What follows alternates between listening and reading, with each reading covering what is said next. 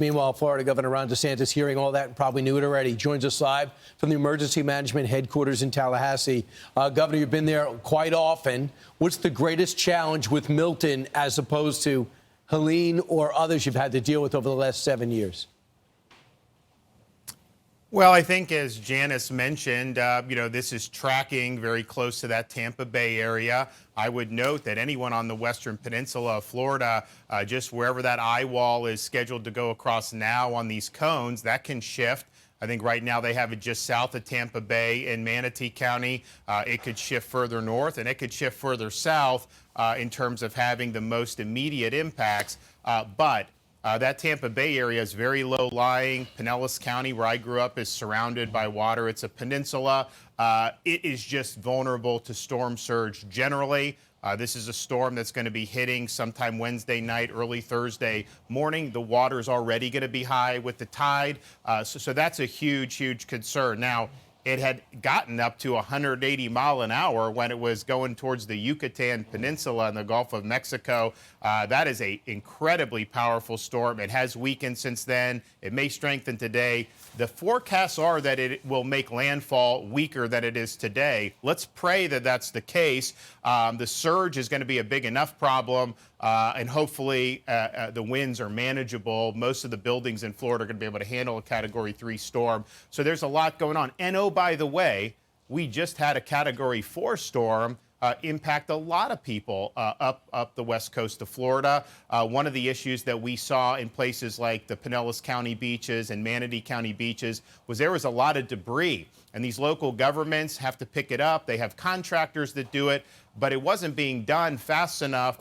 So I did this weekend. I took all of our state agencies, any truck we had anywhere in the state who's involved in normal missions, we diverted it over to those barrier islands. We're doing a 24/7 debris mission. So we've been able in 48 hours with our state assets be able to do as much debris removal as any of the contractors who've been doing this for almost 2 weeks. Wow. We actually had to pry open one of the landfills in Pinellas County because it wasn't operating 24/7 as my executive order did, but we've made a big dent in that. And the issue is if you have this debris laying out, it can become projectiles, and then with the storm surge, it creates more damage. So it's very difficult. We're going to get hit basically 2 weeks on the dot from getting hit by Helene, but we felt it was important that we did that. We also have now close to 40,000 utility linemen in the state of Florida are en route. And remember, there's a lot of these workers that are still in Georgia and North Carolina and those places.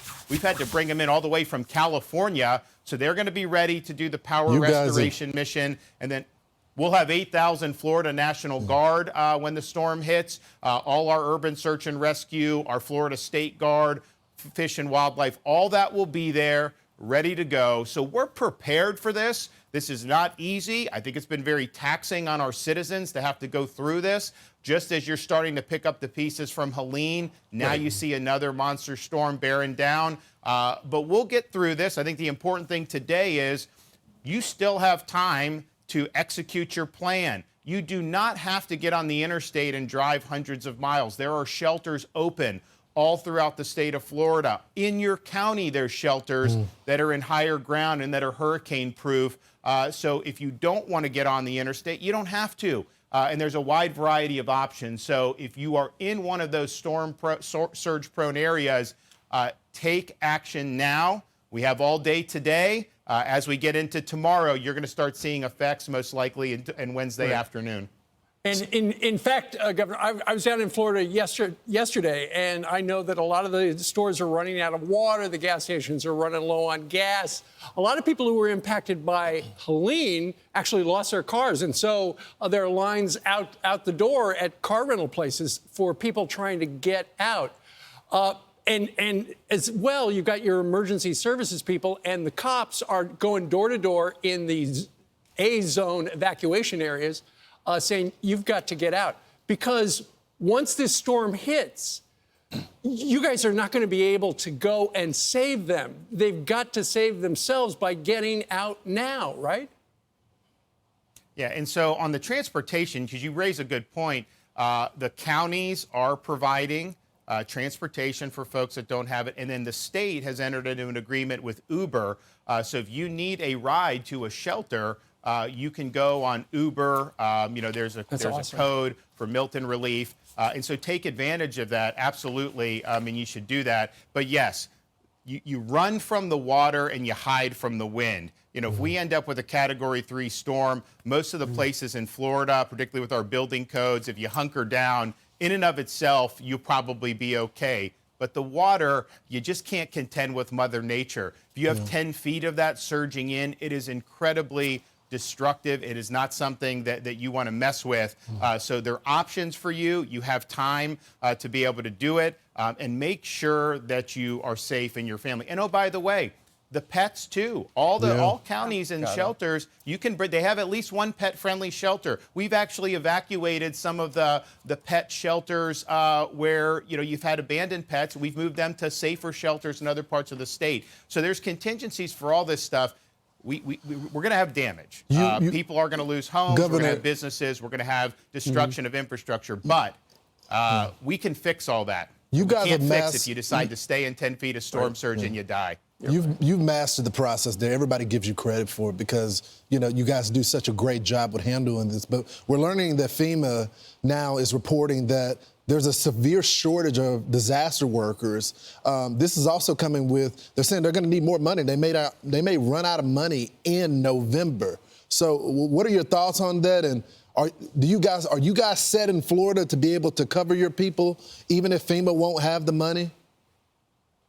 Well, we have what we need right now. And so FEMA, we work with them. Some of the urban search and rescue, a lot of those people are in Florida anyways, but we're also bringing them in from around the country. We're also working with DOD to supplement the fuel mission. So we have all our requests have been honored pre-storm, and we anticipate after the storm. I don't know what Congress is going to have to do going forward, but I will want, because Steve also raised a good point about the fuel. So the fuel situation is in Florida. It's not a supply issue, it's a distribution issue because the stations are running through it faster than they normally do. We have Florida Highway Patrol escorting these fuel trucks into the gas stations. We have 1.5 million gallons that are either in Florida or en route in reserve. Our port of Tampa is still open. It's still going to be receiving fuel. So I think it's more of just when they run out, you got to replenish it. But we have stocked spare fuel in the state of Florida, and we'll continue to do that leading up to the storm. And we anticipate you could have some major interruptions at the port of Tampa, which is one of the places where we get a lot of our fuel from. And so we will work around that as needed. Governor, I know Kamala Harris called you selfish. She said she's tried to contact you to talk to you about hurricane relief. And I know that you've said, I think you said she didn't try to contact you. We want to get your response. But first, listen to what she said. Well, we don't have the sound, but she said, moment of crisis, if nothing else, should really be the moment that anyone calls himself a leader, says they're going to put politics aside and put the people first. People are in desperate need of support right now and playing political games at this moment in these crisis situations.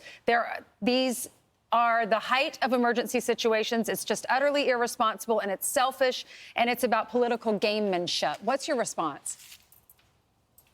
Well, I think she should look in the mirror. We've been on an emergency footing for 2 weeks straight, round the clock, 24/7.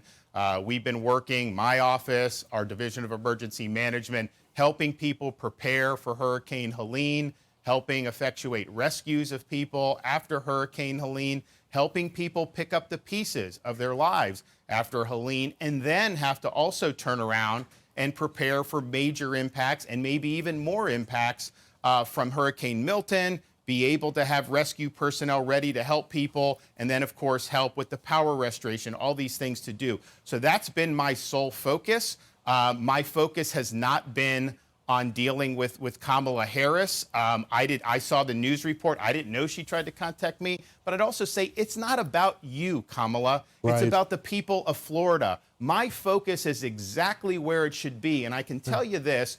I've worked on these hurricanes under both President Trump and President Biden. Neither of them ever tried to politicize it. She has never called on any of the storms we've had since she's been vice president until apparently now. Why all of a sudden is she trying to parachute in and inject herself when she's never shown any interest in the past? We know it's because of politics. We know it's because of her campaign. I have zero time to entertain these political games. We're going to continue to do what we need to do to prepare and respond to what may be one of the most damaging storms in the history of the United States. So she says focusing on protecting your people is selfish. I think she ought to look in the mirror. And right now, Governor, just to conclude, you have what you need from the federal government, as well as you feel like you have the resources in place. Is that correct? Every request we've made, and I've been in contact with the president. I've been in contact with the FEMA director. You know, it's interesting. Harris is not even in the chain of command. Yeah, what is she even has no doing? role in this. I mean, the idea that I should be like worrying about her when I'm focused on the task at hand is just, quite frankly, absurd. So yes, all of our requests have been answered. We have marshaled all state resources that are available to us. It's going to be a very robust response, but it's going to be a lot of damage, and we're bracing for that. I'd ask everyone to keep us in your prayers. We know we're going to get hit, but hopefully we can pray that this storm will weaken and do the least amount of damage possible. All right, Governor. Absolutely. We'll Great talk to you job again out soon. there. Best of luck. Thank you. Thank you. Thank you. I'm Steve Ducey. I'm Brian Kilmeade. And I'm Ainsley Earhart. And click here to subscribe to the Fox News YouTube page to catch our hottest interviews and most compelling analysis.